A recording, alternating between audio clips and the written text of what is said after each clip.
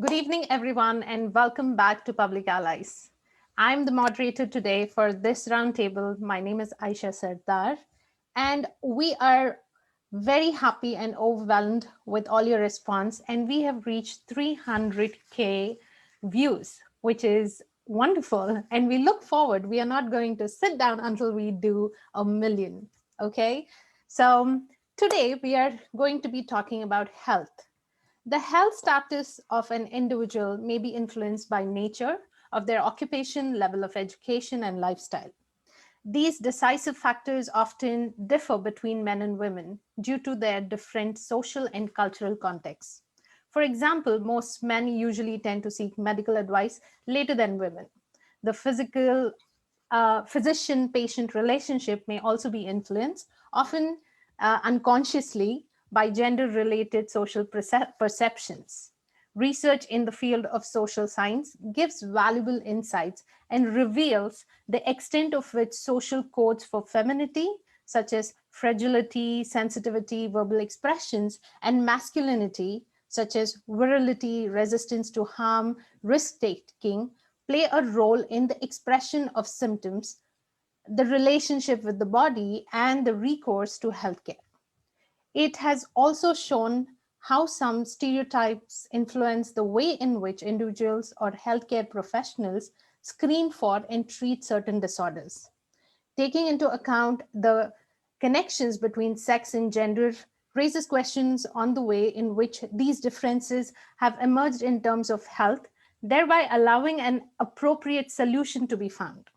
This is an essential part of the ethical debate, which should promote the development of good practices or indeed new practices.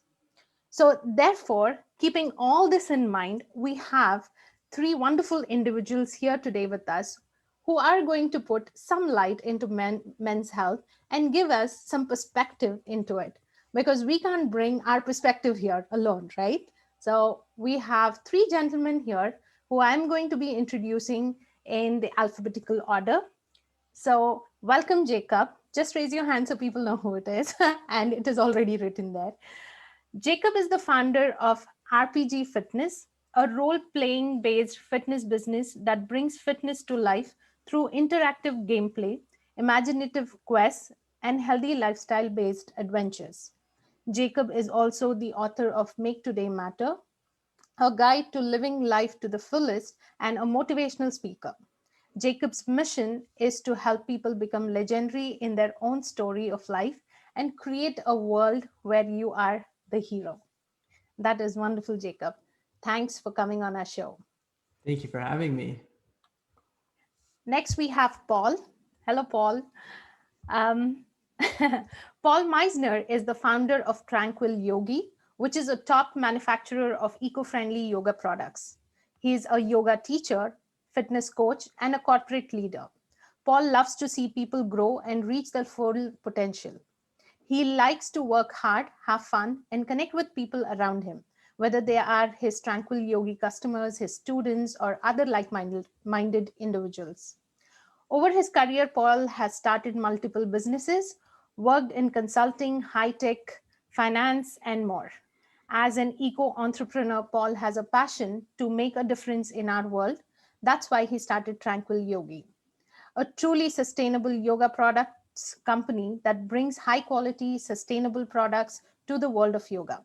When not busy with running his business or working with clients, Paul loves to build stuff, work out, and play board games. Welcome, Paul. Thanks for having me. Last but not the least, we have Tracy Reese. He is a life strategist, success practitioner, and integrated nutrition health coach. He works for a capacity building lens supporting self empowerment, whereby individuals take control of their health, wealth, success, and happiness. Tracy holds a master's practitioner certification in Neuro-Linguistic Programming with NLP Canada. He is a certified personality profile analysis practitioner from Thomas International and is also an integrative nutrition health coach with the Institution for Integrative Nutrition. As a life strategist, Success practitioner and health coach, Tracy utilizes a practical and holistic approach to individualized client well-being. His understanding, patience, calmness, coupled with his confident demeanor, has aided him for decades in supporting people as they journey through their life challenges. Wow. That is like all of you guys are wonderful. Welcome you all. Thank you. Okay, so let's start because it is quite interesting when we talk about mental health or health itself. It's I get all charged up. So the first question is, when we say men's health, what comes to your mind? Like, what are some of the concerns that men face that are often overlooked? Let's go in alphabetical order. Jacob. Yeah, that's a really great question. I feel like when we talk about health or men's health or even just health in general with any person, what comes to my mind is what most men don't do is they don't reach out for help and they try to internalize everything. And I know that from my own experience. Like I grew up in high school, I was bullied. I had super low self-confidence. And the last thing I ever would have thought to do for anyone is to go and ask for help with it. So I feel like when you're talking about health, it's not just physical health, because I was in great shape in high school and I'm in moderate shape now. But in high school, it was like, I had, almost had a six pack. And then I was like, okay, I'm in good, I have in good physical health, but how am I going to get into good mental health? And it's something I struggled with the majority of my life. And I think a lot of people struggle with that as well. And they don't really know where to start. They don't know how to start, and they don't know where they need to go to get that help. That's part of the reason why I became a motivational speaker, because it was when I was at my lowest point that a friend reached out to me and said, Jake, you have to watch this movie, The Secret. And, as cliche as that sounds, it's like I watched it and it actually changed my life. And it got me thinking about what I was thinking about. And when people get into that kind of phase in their life where they are kind of stuck, they don't know where they're going. I was in deep depression at that point. I couldn't get a job. I was stuck. And it wasn't until I actually started reaching out to people for help that things started to change. So I think in terms of health, when we talk about that as a whole, it's not just physical, it's mostly mental as well. And like making sure that you have that person and that rock that you can go to say like, look, I'm having a bad day. Like, can we just talk and can we just sit? And I've developed a good network of people around me now. Like, I'm so thankful for that. But for the longest time, I didn't have that. So that's what health means to me, is like being healthy in both mind and body. Thank you, Jacob. That's wonderful.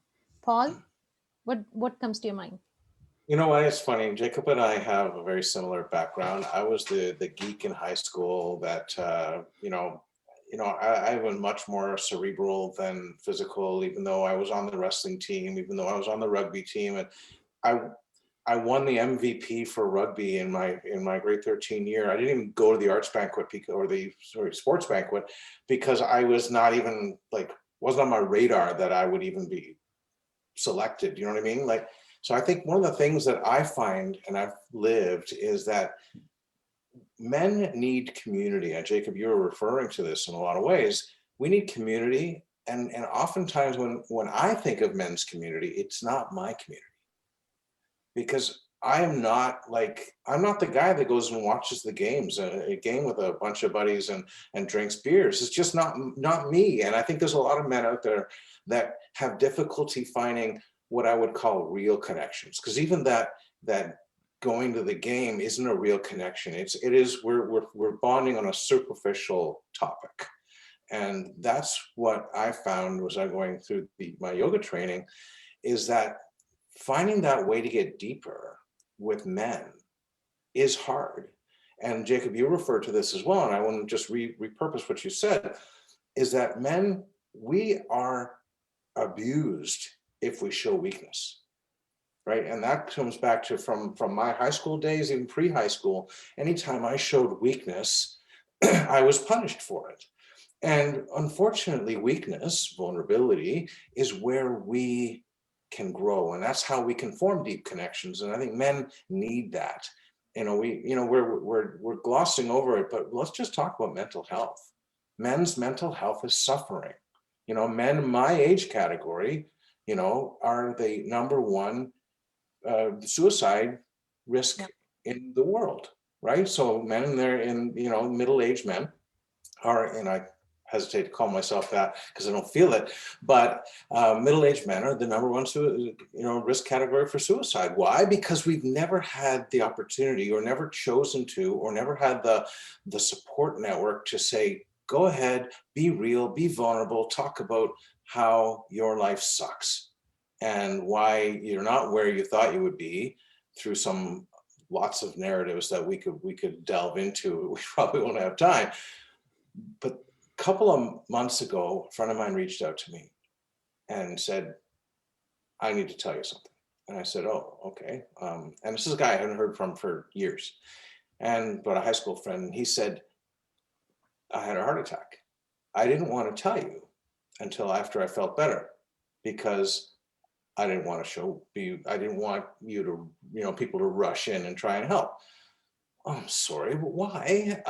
But anyways, we got together, a bunch of friends on, we're all in pandemic, so we got together on Zoom, and we had a chat. And it's funny because 20 years ago, we all would have been saying, look how great I'm doing, look how great I'm doing, look how great I'm doing. But we were all rushing to say, guys, this is how my life sucks. One friend who runs his own business says, guys, I work 7 days a week. I can never get a break. And, and whereas 20 years ago would have been, look, I run my own business. Look, I'm really successful. And we are, and I call that maturity, right? Where we actually choose to be vulnerable. And I know I'm taking up a lot of time, but this, to me, focusing on that, men being open, being vulnerable, being real, is one of the hardest things to do, but one of the most important. Thanks, Paul. I know it's important to talk about it, and that's why we are here. Tracy, your take on it. Yeah, so my take on it, I like to look at things from a foundational and perspective and different perspectives. So the first thing that comes to me when I think about men's health is Men's Health magazine. And it shows, like, it's the image that is portrayed on the magazine. And you have a male that is fit, whether he has a shirt on or off, and doing some kind of activity. So it's indicating that it is the physical appearance that is being looked at.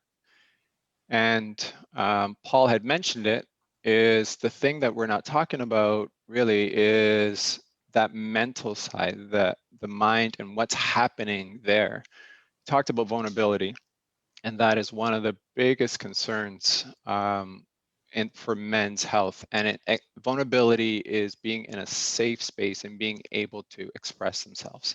So that's not a state or a space that is usually fostered. So and that's the part that's overlooked. That's the part that, when you look at men and it's a physical masculinity and what the definition or what individuals see as masculinity, it's A to B.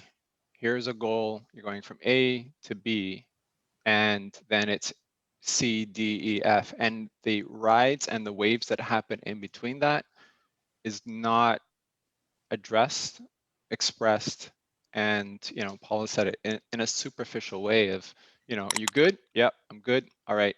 And then you move on. But good just means I don't want to talk about it. It doesn't mean that here's what's happening in my life, here's what's going on, looking for another perspective. Yep. Completely agree. All three of you wonderfully put together. I don't have anything else to add because you've said it all. Men's health, for a long time, it wasn't even considered because they thought that, men are strong, they're physically strong, so they don't have to take care of their health. So after a long time, people started saying that, yes, men also need to take care of their physical health. But now we have come to a state Like you all said, it is very important that you also take care of your mental concerns, mental health. You don't talk about it. And that is so wrong. I'm so happy all three of you are so open to talk about it, to say that, yes, I was bullied.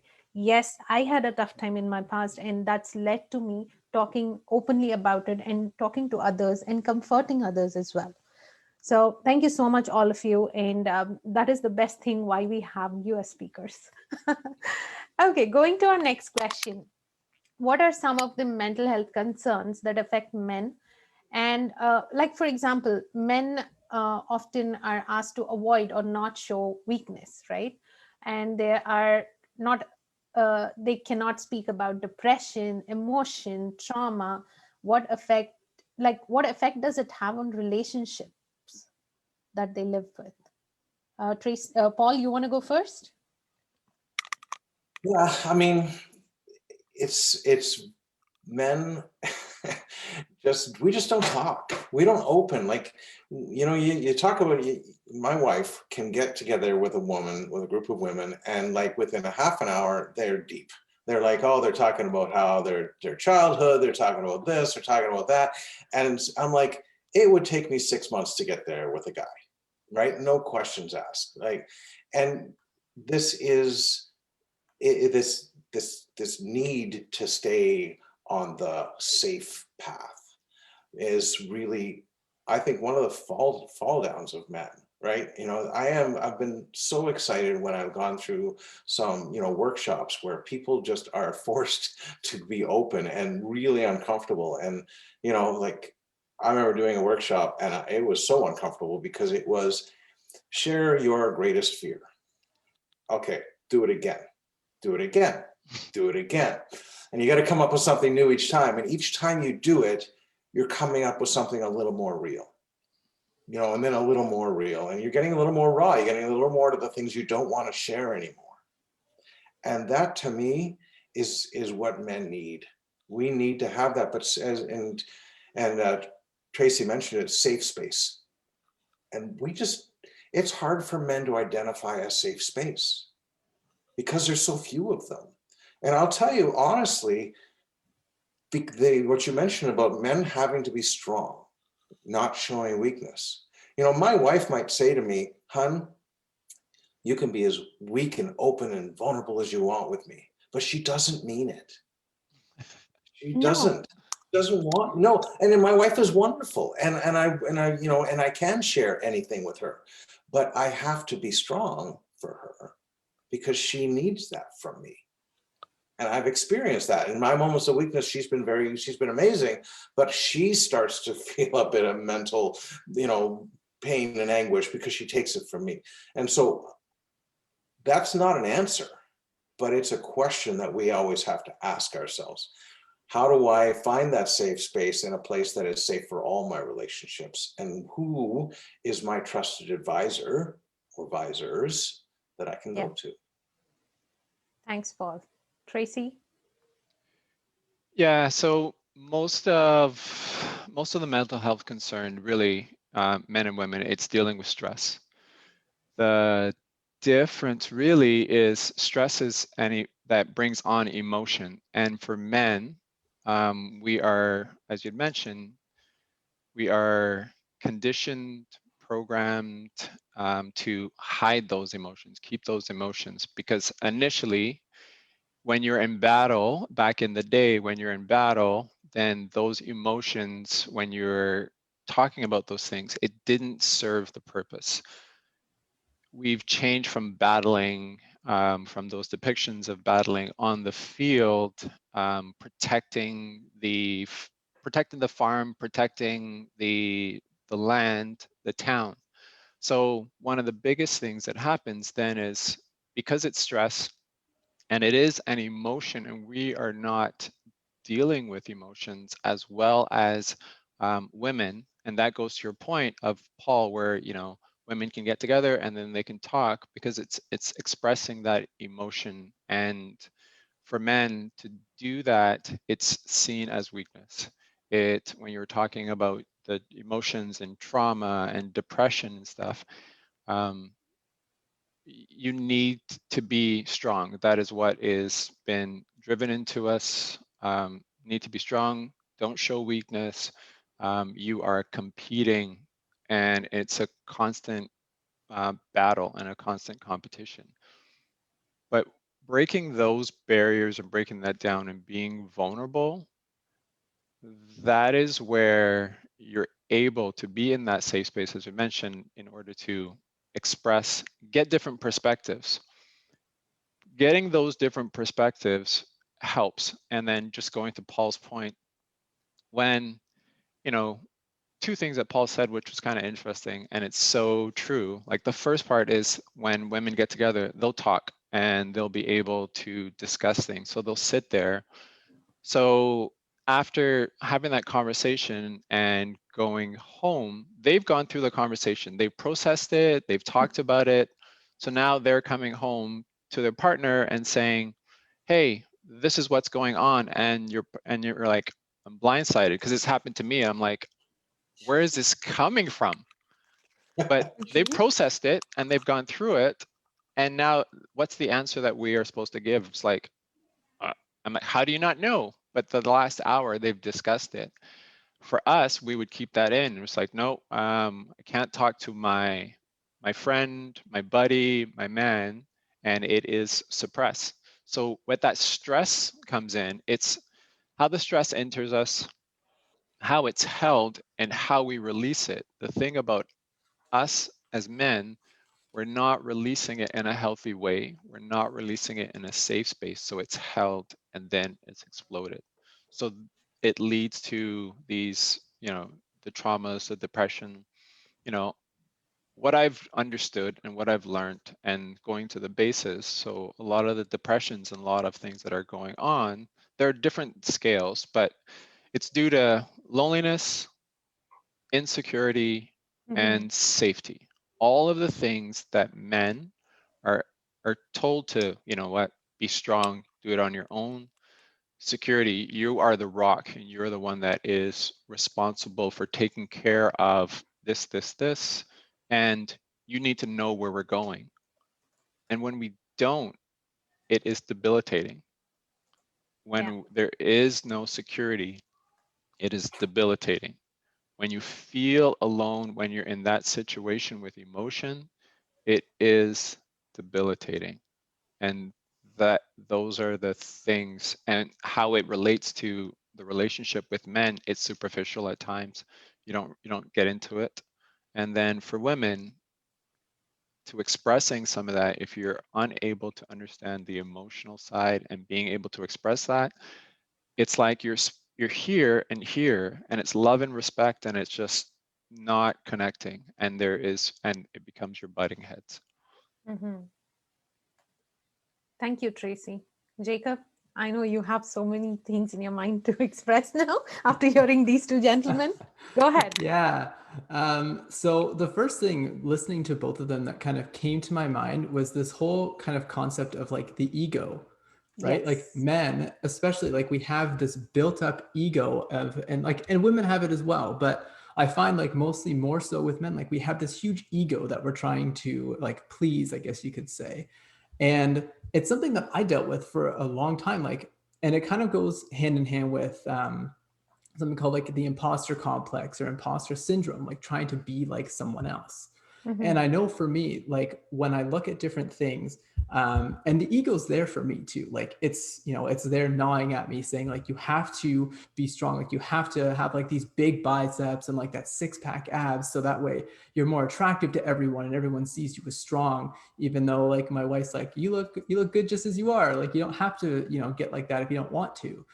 But it's like that ego side of me is kind of eating at my brain saying, no, I have to look like this in order to see myself as someone who's good looking, successful, confident, right? Because if you look at like and like it's horrible for women too, like the way it is, like the magazines, like the advertisements, all that, like what they're kind of portraying, it's not just men, but like it's there for men too. And we, like Tracy, you were saying, like we have a harder time talking about it. And like even for me, like I don't talk to my guy friends about anything, like mental health related. Like if I'm having a bad day, like first thing I'm doing is going to one of like my girlfriends and saying like, hey, I'm having a bad time, or like my wife at first, obviously. But if it's something I don't feel like I would need to bring to her first, I go to one of my other female friends and say like, look, I'm having a rough time with this. Can I just talk to you about it? And I would never go to one of my guy friends because of that fear that's inside that says, okay, my ego is going to take a hit if I go to one of my guy friends, and I'm going to, look weak, and I'm going to look like I'm not strong in front of my peer group. And I think in terms of relationships, whether you're talking friendship relationships or, like a marriage relationship, like a loving relationship, it takes different tolls, right? Like with my wife, I can be open and honest about anything. Like if I'm having a crap day, it's like, I'm having a crap day. If I'm having a crap week, I can be like, look, I'm really just feeling like really sad this week. And we come up with a solution together. She doesn't see me as anything weaker. She doesn't see me as, some guy who's not providing and being this big, strong guy. It's like, I have bad days. Everyone has bad days. There's days I don't even want to get out of bed. But she's like, okay, just sit in bed and sleep for a while. When you're ready to come down, we'll talk and we can go through it. Now, when you look at friendships, for example, it's different because like I would never go to like my best friend and be like, hey, I'm having a really bad day. Like, can we sit down and talk about it? It's like, I could just imagine the response. I'd be like, okay, like, let me get you, a glass of wine and some flowers, you woman. Like, like that's how, that's how like my friends are, right? Like we're not like that. And, I'm okay with that because I have a support group that I can go to. But in terms of looking at health and, the kind of stress that the ego can put on a person and like, a man it can be debilitating at times, like especially like if you're passed over, like in looking at corporate or something, like if you're trying to work your way up the ladder and you're trying to have something to prove, right? Like you're like, okay, I'm going to wear my best suit every single day, I'm going to work extra hard just so I can have that position of power and authority because I'm a man and I feel like I need that. Like I don't have that, but I know people who do and who feel like in order to look successful, be successful, they need to have perfect health. They need to appear like they are in great mental health. And that's why Instagram and Facebook and all this kind of stuff, you see people posting pictures of themselves with their ego inflated, right? Like they post themselves with the pictures of like the super nice cars and like, the Rolex watches and all this kind of stuff, when, you can just go rent that and take a picture of it. But it inflates their ego because it makes them feel strong, in my opinion. And, as a society, I think we need to come together and just be like, it's okay if you're not where you want to be, then look at that and figure out what you need to do to get there and let someone help you get there. No one built $1 billion company by themselves. No one built $1 million company by themselves. They had a team together and, things go wrong. That's the nature of life. Like when you think you're going in the right direction, life will throw you a curveball, and that's happened to me more times than I can mention. And it's happened to every successful person. And you have those times when you're down, when you're feeling sad, and sometimes you just need that person to talk to. And as men, I think we need to reach out and get that support when we need it. Yeah, thank you so much. What I get from all of you is that you guys have a big ego and women don't, which is wonderful. But I'll tell you something. Where did it all start? When did men start becoming different from women? Like from the Stone Age, or where did it start? Like, so I feel like women developed it on their own. They just like threw away their egos and they said, I can't take it anymore, I need to go talk to the woman next door and tell her everything that I have in my mind. But men didn't open up. They thought like they were much stronger, much better. That's how some cultures still feel. It is the reality, right? And to tell you, Paul, yes, physically you guys might be different, like you could be able to take on more work or heavier stuff than Mandy. I've seen Mandy and I know Mandy, that's why I'm talking, because she is fragile, right? She is small. So when it comes to, I have heard this, like, for example, my neighbors sometimes tell me, why do you lawn mower? Why are you snow shoveling? It is a guy's job, not a girl's job. But I enjoy it. I don't see it like it's a man's job or a woman's job. We enjoy doing things together. Obviously, I don't clear enough snow, but then I'm doing something, how much ever I can do, right? So it all starts from your perspective, how you're thinking. The mindset needs to change. People need to agree that what women feel, men feel the same. You have physical issues. If you can have a heart attack, they can have a heart attack. If you can have a depression, they can also have a depression. If you can cry, so can the men. So it is all same. But we didn't touch upon, you guys didn't touch upon one thing. Many a times I've heard that you have your spirituality, and if you have that, you don't need therapy, right? So that is one thing, like, if you have belief in your religion or where you're coming from. I am not, disclaimer here, I'm not talking low about any religion, but I've heard, I feel it is not connected. Yes, you could have your faith, you could have everything, but you could be going through your own life issues, you could be going through your own depressions. It can give you an additional support, but So if you I need help. throw in on that, so Yeah. I have a I have a faith community, Mm-hmm. and so it's funny because I hear what you're saying. I've heard it said in the faith Yeah. community. If you've Yeah. got a faith, then you just pray about it, and oh, why are It'll you go away. depressed? Why are you anxious? Just pray about it. Pray some more. That is the worst advice you can give somebody, because Yeah. you're not actually listening to them. You're Mm-hmm. actually, it's, to me, it's like the parable of the beggar that comes to your door, and you say, "Oh, I'm hungry. Go away. You're not the one I'm waiting for." And the parable about, you should be taking these people in and helping them where they're at. But Yeah. and if we don't listen to people, their anxiety, depression are very real, and they're very real in our faith communities and outside of our faith communities. And Yeah. I've spent more hours reading about this than I care to admit, but the fact is that, I read a book called Lost Connections. I read a book about the depression cure, and I read all this stuff just because I want to understand where this is coming from.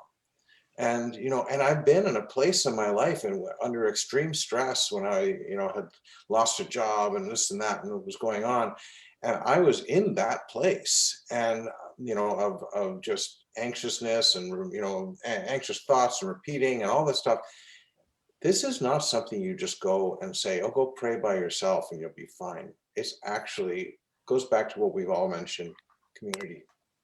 Yeah. We need to have those people that we can bring into these environments, because these diseases separate us. That's one of their main symptoms, is that, oh, you're going to get better if you bring people in. So part of the whole disease is shut people out.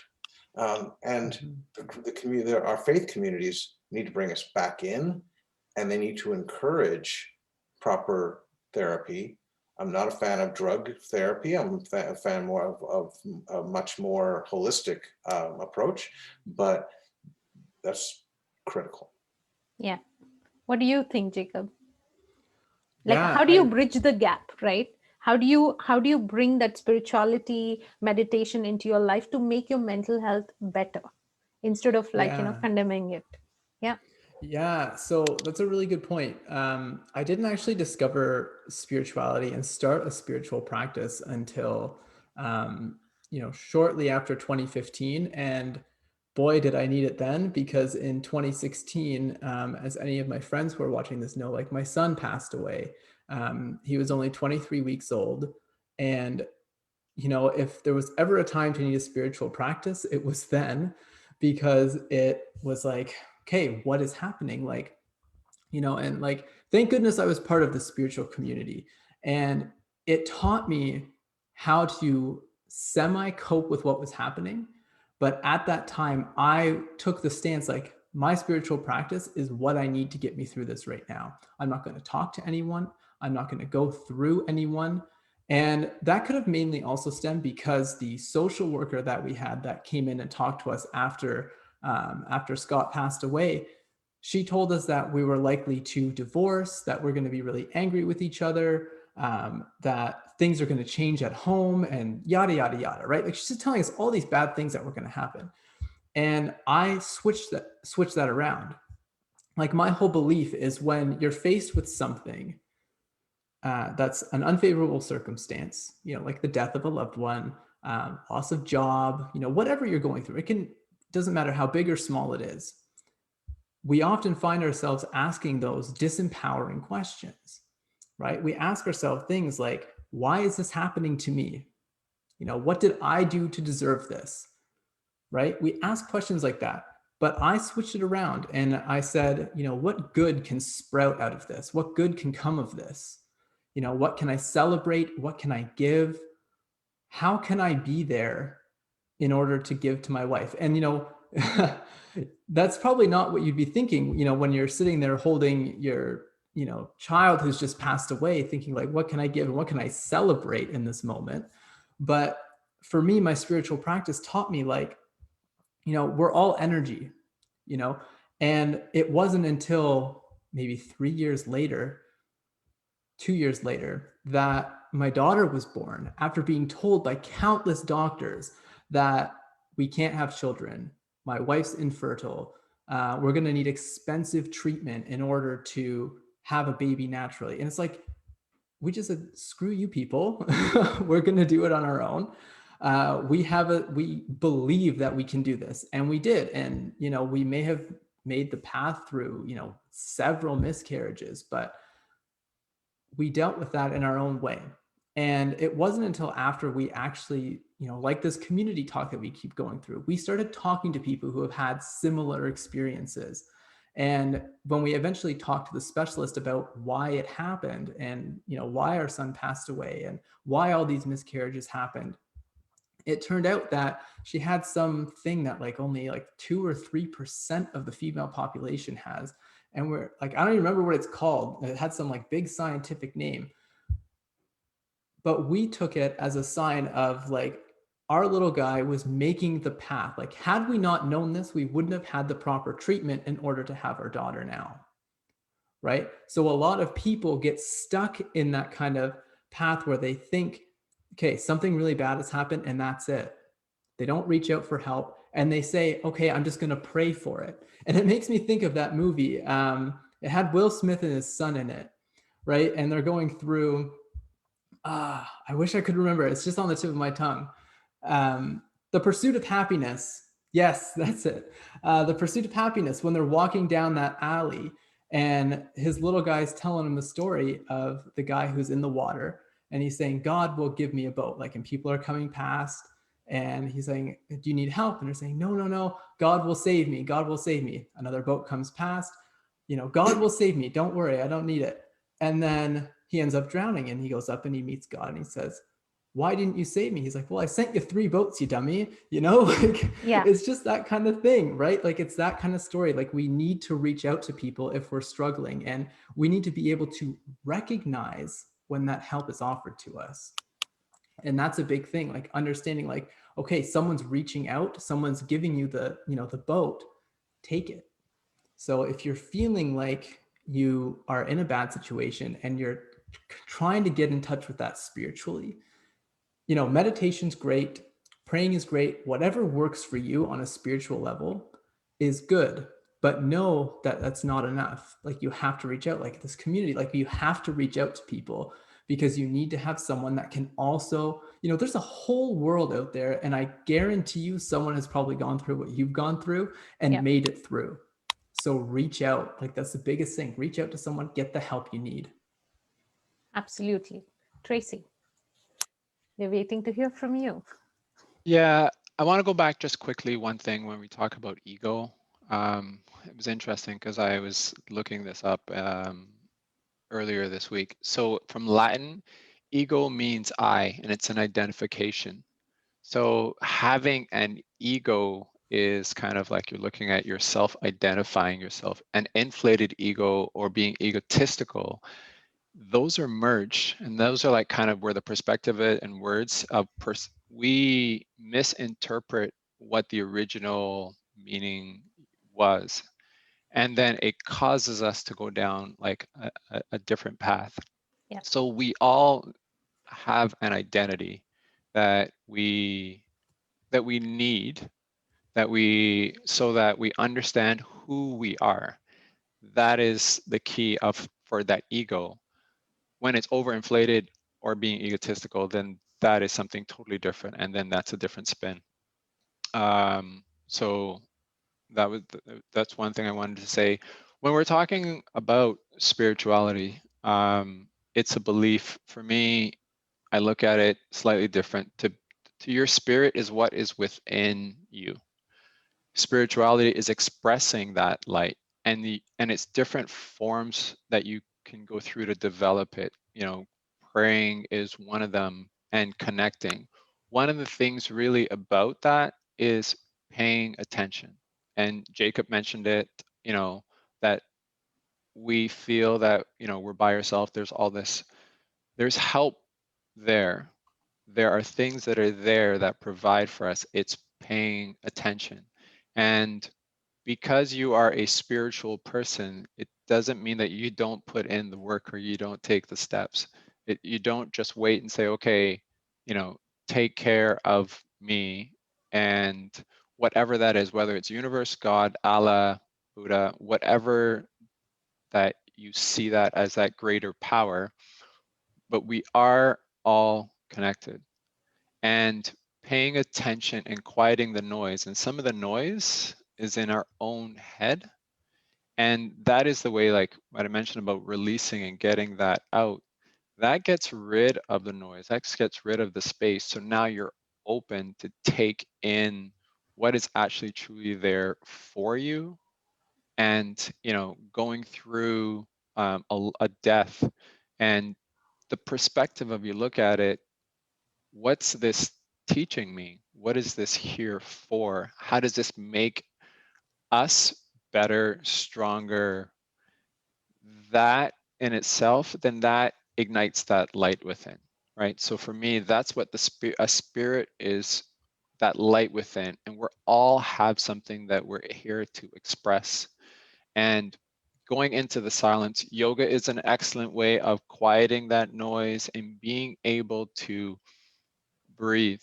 And it's peace in itself is really not necessarily that nothing, we always think this kumbaya and there's no problems. It means, to me, is how you manage, how you deal with all the stuff that's going around in a way that it is effective for you and the people. So now you are in peace with yourself. Now you're able to manage and deal with that.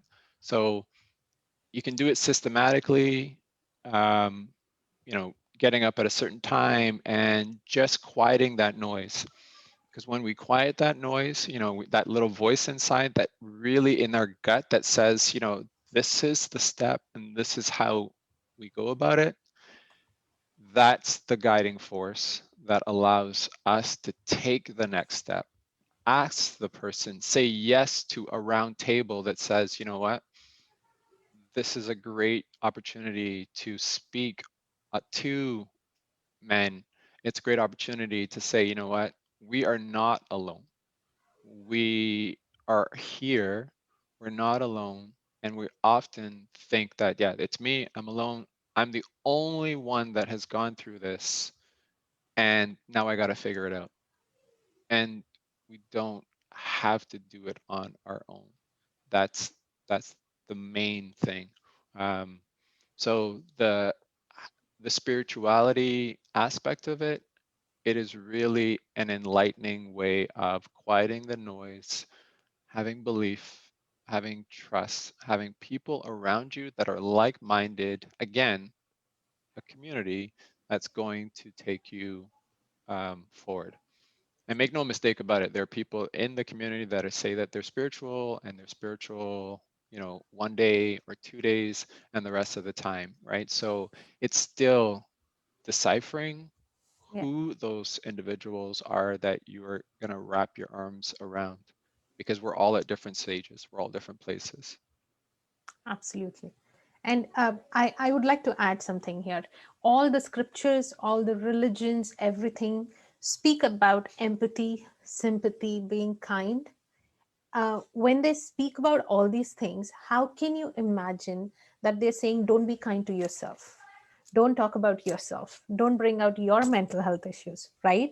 So you're contradicting what is written actually in the scriptures by bringing in your own interpretation, right? So don't take anybody's interpretation, go read it yourself and be yourself. Very well said on ego, Tracy, that, it is about your uniqueness. Everybody is unique. Everybody has something in them which is special, right? Bring that special thing, unique thing out of yourself and treat yourself well before you treat others. I think I want to send this message: love yourself like you love others, right? That is one of the things that, the scriptures say. Love, love your neighbors like you love yourself. But I would say love yourself like you would love your loved ones. How much compassion you have towards them, how much you forgive them so much. Forgive yourself, be kind to yourself. Okay, too much of talk. All right. So the next question is very interesting because we speak about mental health. Like, you guys have been very open about talking about mental health. You even spoke about bullying. But how do you talk about domestic issues? It's not unseen or unheard of domestic abuse uh, among men, and infertility, postpartum depression. These are things that, people don't even connect or associate with men. So as people who deal with men, and you are building the mental health community and you're talking as leaders in that field, can you tell us how do you deal with these issues? We have spoken of these issues, we know they exist, but how do you deal with it? How? So go ahead. Who wants to go? Jacob? Yeah, sure. I'll take point on this one. So I'll speak more to the postpartum depression section of this, just because it's something that I personally dealt with, right? And it didn't actually hit me until a few years later, I feel like, because I just tried to get myself so busy, right? So that I wouldn't think about it. Like, it didn't actually happen until maybe 2017. And when this kind of stuff happens, like, I didn't know how to process it, right? Like, my son dying was like the first person to have died in my life since I was like 4 years old when my grandpa died. So I hadn't dealt with death. I didn't know what to do. Like, I think I maybe only cried for like 1 or 2 minutes because I was like, I don't know if this is like the right emotion. Like, and that's what I was thinking, right? Like, I was like, is this the right emotion to be feeling right now? And obviously it was. But a part of me kept thinking that. And, as the year went on after his passing, I got into some really unhealthy habits, and realizing that that was all part of this postpartum depression that, my wife was obviously experiencing as well. But I found out that my trigger and the way I deal with things is different than her, right? Like, my escape, even from like the time I was bullied and all that kind of stuff, my escape has always been video games, right? Like, getting into an adventure, getting into that story, and just building out this like perfect character, right? And that's, the reason I kind of started RPG Fitness as well, because like, I want people to live their own story. But bringing it back into like how this affected me is, dealing with postpartum depression, I dove into what made me feel safe, which was video games. And as a result of that, I ended up shutting everything else out of my life, right? Shortly after that happened, I lost my job. I started gaining weight. I stopped exercising. I was eating even more unhealthy than I already was. Like, I was finishing off like a whole pack of ice cream sandwiches in a day. Like, it was not good. And, I didn't care how bad it made me feel because I was filling a void. And for me, it felt better to feel sick than to feel that kind of sadness that came with, thinking about the depression of, my son passing away and not going into the room where we already had all his stuff ready for him and all this kind of stuff. It gave me an escape. And that's, where I kind of got more so into video games. I just immersed myself in it. And, I shut my wife out a little bit. And even though I was still there for her, it made me reevaluate life. And then, again, like once I started reaching out to people who had experienced this before, things started to change. Right. And it all comes back and ties into that community. Like if you're experiencing that postpartum depression, because like it happens, like they have whole ceremonies. Like I remember I would go, they have them twice a year around here. They used to anyway, at McMaster and at St. Joe's, where you come together one night and you gather with all the parents who have lost children or children who have died or passed away. And, you're in a room of like 30, 40 people. And you think these are the people who are brave enough to actually come out in public and come to this ceremony. How many others are there that aren't here, that are too afraid or they're too emotional to come to something like this? And it's a sad night. Like people cry. I was fortunate enough to be able to speak at one of them, but you're never going through something alone. And kind of like what Tracy was saying, what Paul is saying, we need to build this community. You're not alone in your experience. Something is going to happen. So if you're feeling that kind of depression, if you're being bullied at school, reach out to someone. Or if you're being bullied even at workplaces, not just in school, right? Yeah. Like, it happens everywhere. There's always that like alpha person who's trying to like make you feel small, right? And it happened even at my last job. And that's why part of the reason why I left, because I wasn't dealing with that anymore. As adults, we have the capacity and the capability to choose our responses. As kids, we don't really know as much. So we kind of let it happen. But if there are kids who are watching this, or you're in school, you're being bullied, like reach out to someone for help. And like, I remember even like when I was getting bullied, like I remember I would walk into the gym and people would throw basketballs at me, because I was like that much of a loser, right? So what did I do? Like, were you actually, Jacob, were you the loser or they were the losers? Well, looking at it in perspective, nobody was a winner because yes. I was getting basketballs thrown at me and they were, No, there is a, you have to say what you have to say, but there is no reason why somebody needs to bully others, right? Exactly. Yeah. And what I ended up doing was, getting that help. I ended up making friends with someone who was like in a grade higher than me. He was probably one of the tallest kids in the school, most muscular kids in the school. And I just started associating myself with him. And, like I remember I would just walk around with him and then people gradually stopped, bullying me. And then miraculously once I did my leap year for grade 13, all of a sudden I was like this popular person. I had no idea what happened. And it was like so bizarre. Like all these people who used to bully me were suddenly my friends. It made no sense. So the point of this whole story is like, if you're someone who's being bullied, like don't go find yourself someone bigger and stronger, just reach out for help. Yeah. It doesn't have to be in the form of finding someone who's bigger and stronger than the people who are bullying you, because I don't believe violence solves anything. Absolutely.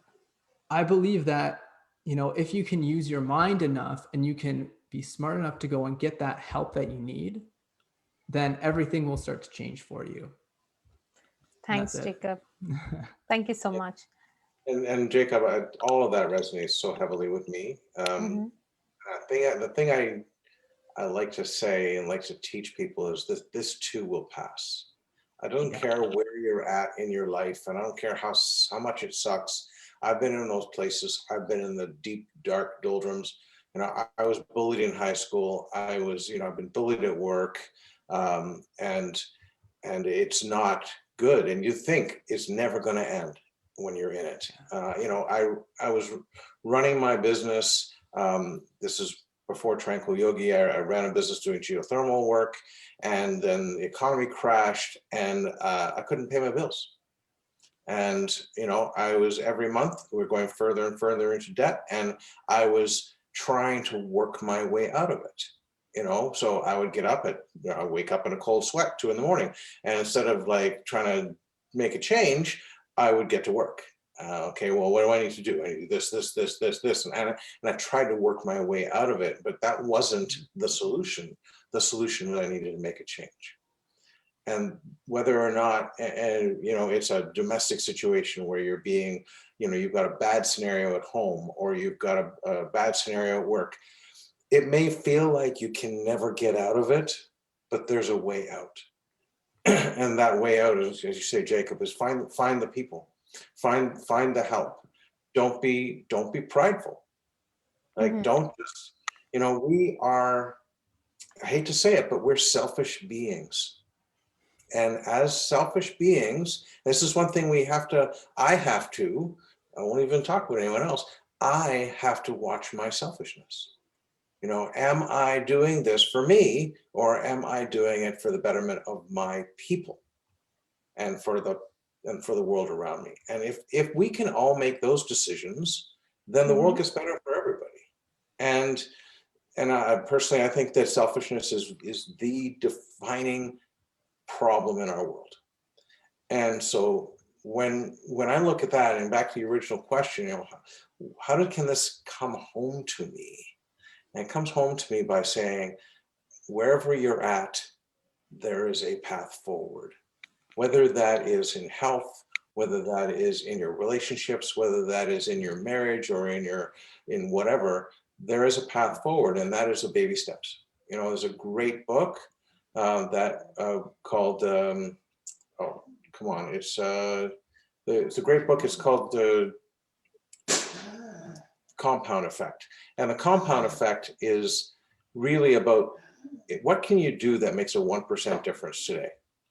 Because if you make 1% difference today, and the next day, and the next day, even a 1/4% every day, you're going to be twice as good before you can even blink, right? Yeah. So this is, and that can be, how can I change the way I talk to my wife? How can, there's been times in my life, and I've been pointed out by my kids, have pointed out, Dad, you're not talking to Mom very respectfully. And that's a problem. And that compound effect of being disrespectful over and over and over again creates division. Yeah. And the other way creates unity. And so, yeah, when I had closed my business and I was waking up in cold sweats, and actually I did eventually close the business, I didn't see a path forward. I had to just shut it down and just said, that's it. And I didn't have a soft landing. It was just not there. I had nothing. And, you know, I had a mortgage to pay, I had food to put on the table, and there was nothing waiting for me. And you know what? That is a place that we're going to land some point in our lives. Yeah. And so it's now, you know, you work from there. You start from where you're at. Don't worry about where you go, where you want to be, my self-image was not, I'm going to close this business down and be a failure. That was not the self-image that I wanted in my head, but it was where I needed to be and where God put me, and for good reason. And so there's always a path forward, and never forget that. Thanks, Paul. Tracy? Yeah, so I'll just add on and just chime in with regards to when you say this too will pass, whether you're high or you're low, this too will pass. So staying on that even keel, you know, not getting too high or not, you know, getting too low. What Jacob was mentioning really hit home, because a lot of it really is about the emotion. And I'd mentioned it before, is it's an emotion, and how it comes in and what the outlet is. And what the outlet is to dive into something that takes you out of where you are in that world and in that space. And a lot of times that shuts the rest of the world out. And you're like, for me, it was head down, I got to do this. I can't even think about it. because I came home to me, my former partner went into the hospital, and she had a miscarriage. She almost died on the bed, and I felt helpless. I couldn't do anything. They were just there, and they're like, we're gonna take her upstairs. I didn't know what was happening. They said, okay, no problem, we're just gonna take her upstairs. And I said, okay, I'm going back to work, because I didn't know how to handle, to be there. I was like, they said it's okay, these are professionals, I can't do anything, so I'm gonna go back to work. So when I returned, it was, we almost lost her, and then it was one of those things where it was head down, not handling the emotion. How do I deal with that? So there are different outlets. Outlets is, put our head down and go to work, go to the gym, work harder, or pull back. So all of this in a nutshell is paying attention. There are so many resources that are available. And the biggest step that you can take is to say you love yourself enough to get help. And regardless, whether that means just calling a helpline, calling a neighbor, or just saying, I want help, I need help, and recognizing that is the first step. Everything else kind of falls into place. Everything else shows up on that respect. But just saying, and just the other part too is accepting where you are. Like, it's challenging, it's tough. Accepting the fact that all of this stuff happens. I have to close my business. I almost lost my former partner. I was away from family. I was isolated, and it became like, okay, can't do this anymore. I need help, and reaching out to those people around you who you don't even think are people that you can hold or trust. I'm a person of faith, so I went to a pastor and a really good friend. I reached out to my brother, but it was tough to say, I'm falling, I'm failing. I don't know what to do and how to do it. And we talked about the relationship and those connections with my former partner. It brought a wedge between us. And only later did we discuss it, and she thought I didn't care. And I was like, I didn't know how to handle it, and I didn't know how to bring it up.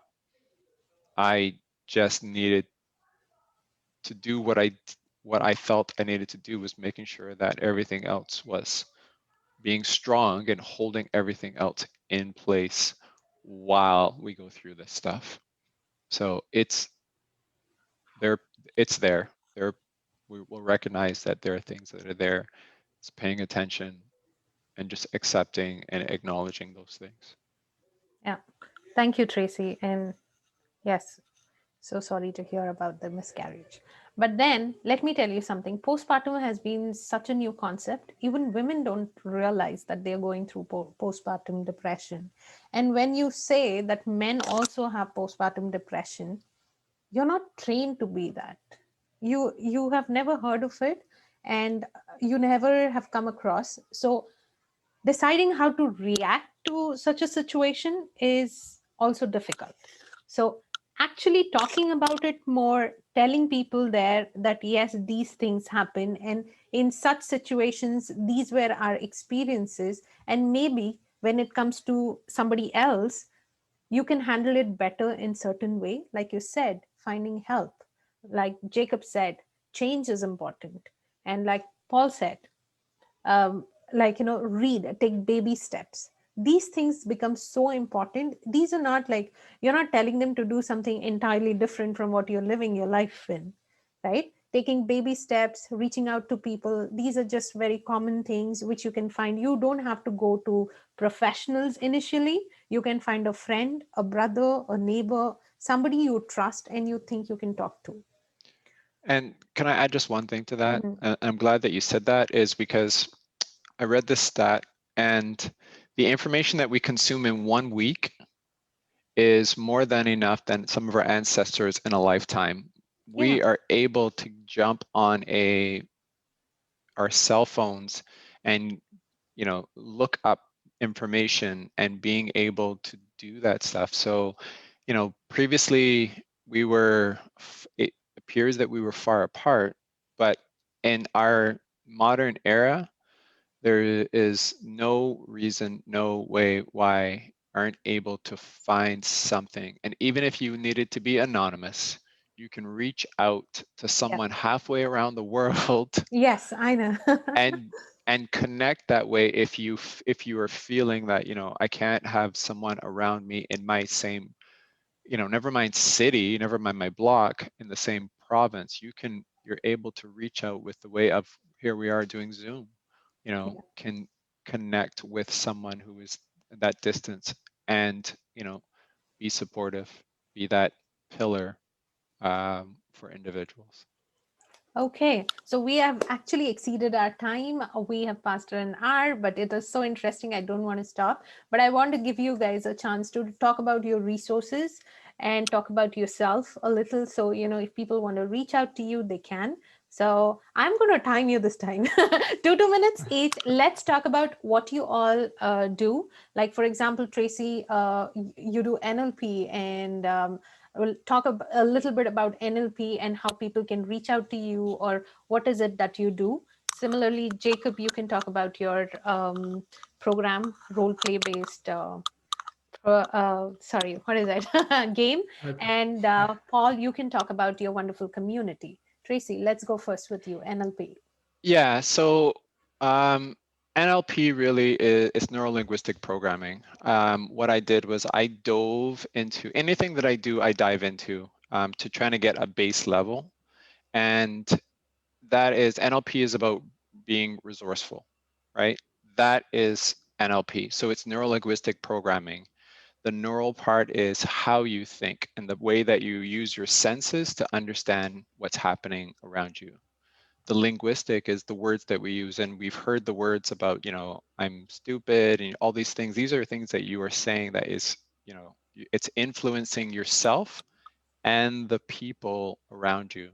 And then the programming is just your behavior, right? So how you're going to organize and reacting to those things that are affecting.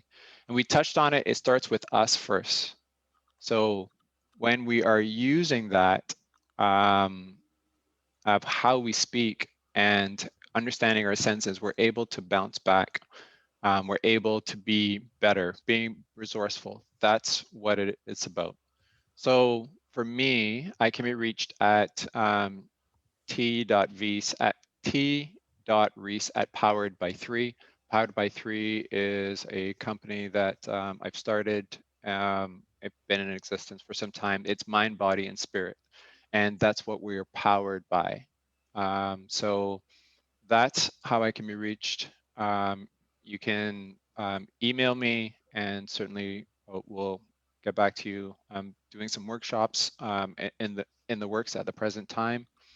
What I'm really passionate about, obviously, men's health, about change and the emerging leader, and how the critical thinking and using NLP, using just understanding that each of us are different individuals, and being able to support that and being able to show, okay, what is it that you really want? And once you know what you really want, you can take those steps towards it. Thanks, Tracy. And all your information is on the video, so you don't have to give it out. People can access it from there. That's absolutely fine. Paul, go ahead. All right. Well, so I'm Paul, and so a couple of things. So what I do, obviously, we mentioned I run a company called Tranquil Yogi. So that's for the yoga people amongst us. We do have eco-friendly yoga products. TranquilYogi.com is where you'll find us. But I also run a fitness group. So if people are looking for to join me I do a morning workout every day. It's at 6:55, usually half an hour to 45 minutes long, and we sweat, we have fun, and we just get on Zoom and we connect. So it's not not take away from what Jacob does, because I'm sure he does some pretty amazing stuff as well. Yeah, so ultimately I do this for me. If I have people waiting, even if no one shows up, I still get up and I do my workout and I feel great. And what really inspires me, and as a yoga teacher, even though I'm not teaching yoga right now, I'm able to bring some knowledge of what all those techniques, and abilities that people can bring to the table. And I love the P3, mind, body, spirit, because that's the 3 elements of yoga as well. So that's great, Tracy. So connect with me. You can connect with me on Facebook, Paul Meisner. You can connect with me on email. You put my email on there, I'm sure, Ayesha. And Yes. and then you can join Fullest White Life Fitness, is the fitness community that my wife runs, that I am a hangers-on for. Thank you. Healthy mind and healthy body. That's what it is. Jacob. Awesome. Thank you so much. The best way to reach me is honestly through like Facebook. I want to talk quickly about the business that I just started, RPG Fitness. So you can find it at rpgfitness.ca. Or you can go to jacoblethbridge.com, but rpgfitness.ca is just being built right now. There's a little bit on there so you can get a little taste of what's coming. We've got some really interesting stories coming down the pipe. So really excited to kind of build those out a little bit more. Make sure you have the best immersive experience possible when you're going through this fitness journey. Workouts will probably be around 30 minutes long each, built in with a story. So make sure you grab your dice, get ready to roll, and hopefully get a nat 20 once in a while. If you're looking to get in contact with me, you can find me. All the links are posted below in the video description, so you can find me there. You can find me on YouTube as well. Every username, every tag that you can find me is Jacob Lethbridge, so just my name, except for RPG Fitness, which also has its own Facebook group. I post there pretty much every single day. We just wrapped up an April challenge, because it's May now. We just wrapped up an April challenge there. So you can go back, check it out if you want to start participating in it. It's there, it's free, anyone can join. But yeah, look forward to connecting. Thank you so much for having me on this. It was amazing. Great to connect with you too, Tracy and Paul. I feel like we really vibed throughout that whole thing. So that was awesome. Yeah, so looking forward to what comes out of this. And I'm really hoping, like, if you're someone who needs help, I can't stress this enough, and I'm sure we've all stressed it enough throughout this, reach out for help. And I'm sure any one of us, not voluntelling anyone, but if you reach out, we will most likely respond if you need the help, or we will find someone who can help you. I know that's true enough for me anyway. Absolutely, without a doubt. Thank you.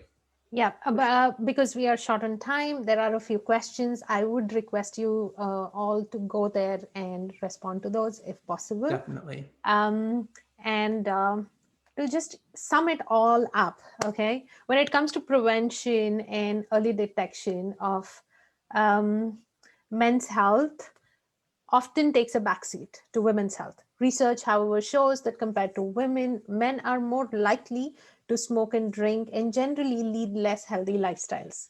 In addition, men are more likely to put off routine checkups and also delay seeing a healthcare provider.